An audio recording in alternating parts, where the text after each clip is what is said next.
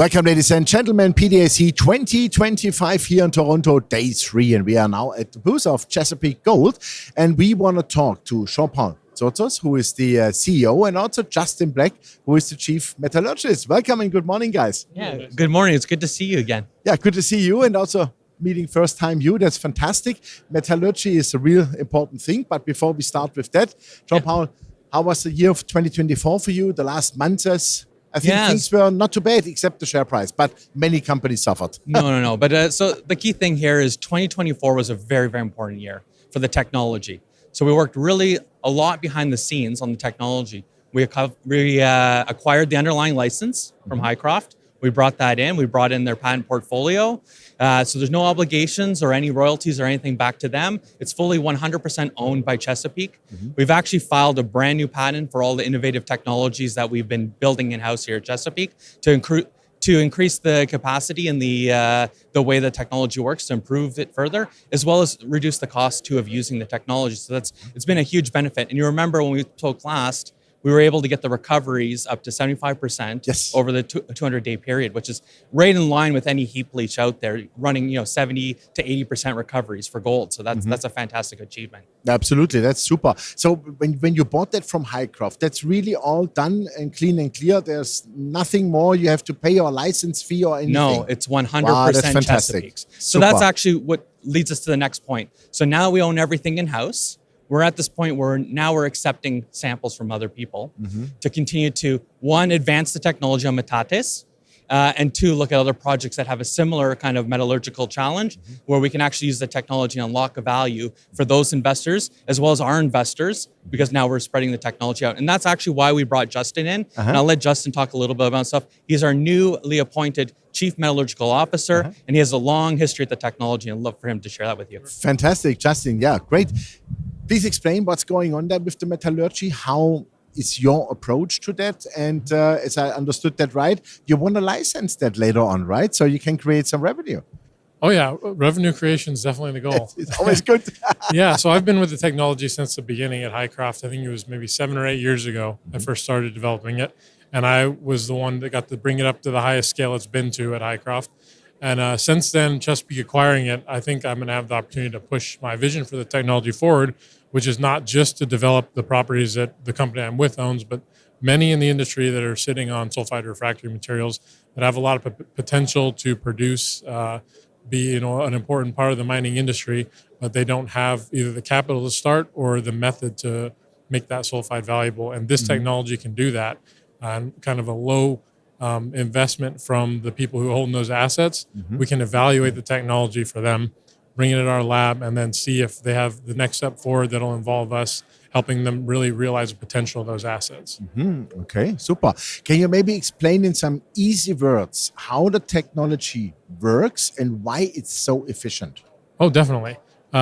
How it works is that we do the typical crush on an ore and stack it on a heap as we would on a normal oxide heap. The difference is it still needs an oxidation, which we're able to do on the heap by mixing it with our proprietary reagents and then treating it over that oxidation period, up to 200 days, but potentially less, as John Paul described.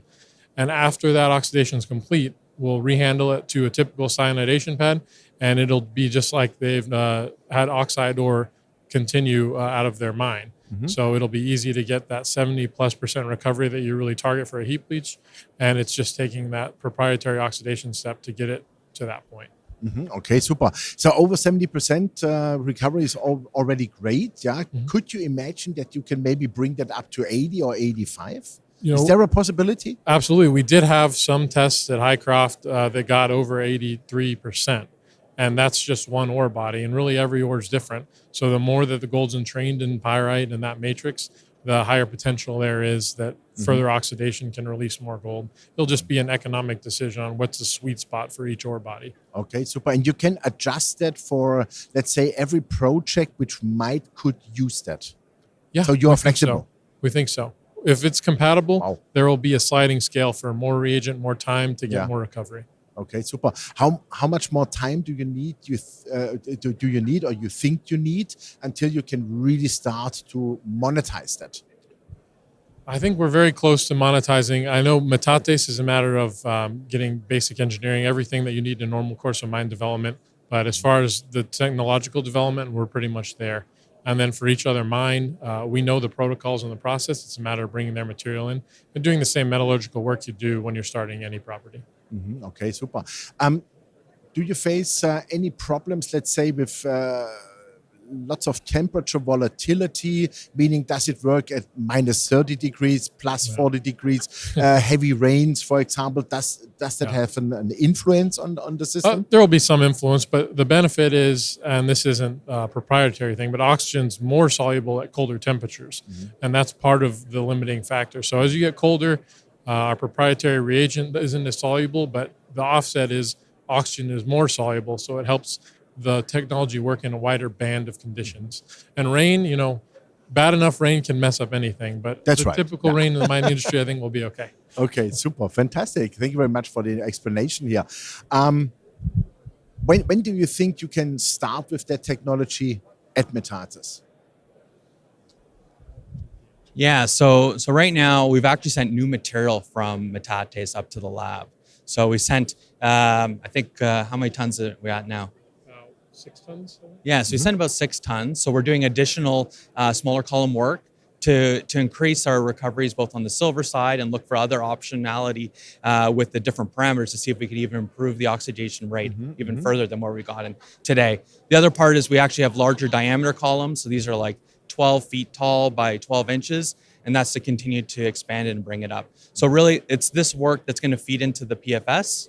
And then after the PFS is done, then obviously we move to a feasibility, and then we'll eventually roll it out. But I think there's, looking at those other opportunities elsewhere and keeping our eyes up, there might be other places where we could take the technology today and even expedite this whole process. Okay, super. Wow. 2025, what is, let's say, the biggest goal you want to achieve this year? Yeah, so I think the one thing that the market keeps telling me is, who else is getting excited about this technology? And so right now we have a lot of investors that are out there that are keeping a keen eye on us. And we have a list of many funds that have projects that are refractory. So I think it's time for us to highlight to the market that we're going to have backing from a whole bunch of different groups that have been impacted by having a deposit that has some sort of sulfide and refractory precious metals. And so I think getting the backing from some key players would be a key motion forward to highlight that we're moving forward with the technology, and it's something that's going to be readily available in the market. Wow, fantastic. Have you got already a phone call from Keith from First Majestic for Cherry Canyon?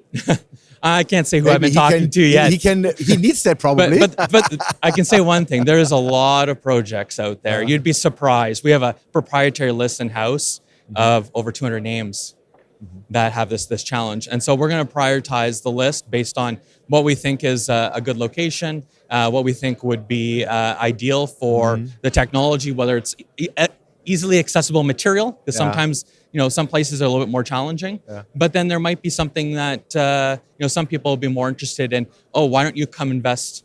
We'll invest and, look at some of these projects that are in our portfolio.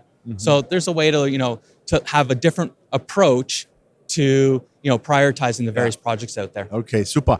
Last question: what is going on the project side with Metates? I mean, it's a super large resource, right? So when it's going forward, let's say towards production decision, if you want to say it like that. So similar to the answer I just gave you before, right now it's the test work, right? As you remember, we actually drilled it out back in 2016 up to pre-feasibility level. We did do some work looking at the geotechnical aspects of the roads in and out last year for the property. It was a small investment to do, but prepare for that next step for the pre-feasibility. But most of the work is in the lab, so we're just waiting to get the next round of results. Okay, super, perfect. Then we wait also for the results. Thank you very much for that great interview and also the explanation on the technology, because there could be, to me, it seems like that might be a solution for a lot of future projects. Yeah, to really make things much easier and much more economic, right? Super. Thank you so much, and always look forward to speaking to your audience. Perfect. Thank you very much. Yeah, ladies and gentlemen, that was Jean-Paul Tsotsos, the CEO of Chesapeake Gold, and also Justin Black, the Chief Metallurgy Officer. Yeah, you heard it. Things are really going well. The technology is progressing, and I really love the future license model here also. And probably that what Jean-Paul said, over 200 projects are here of interest for that technology, and the things are going well. We are looking forward for the pre-feasibility study also. Really check out the company. Thanks for watching us, and bye-bye from PDAC 2025.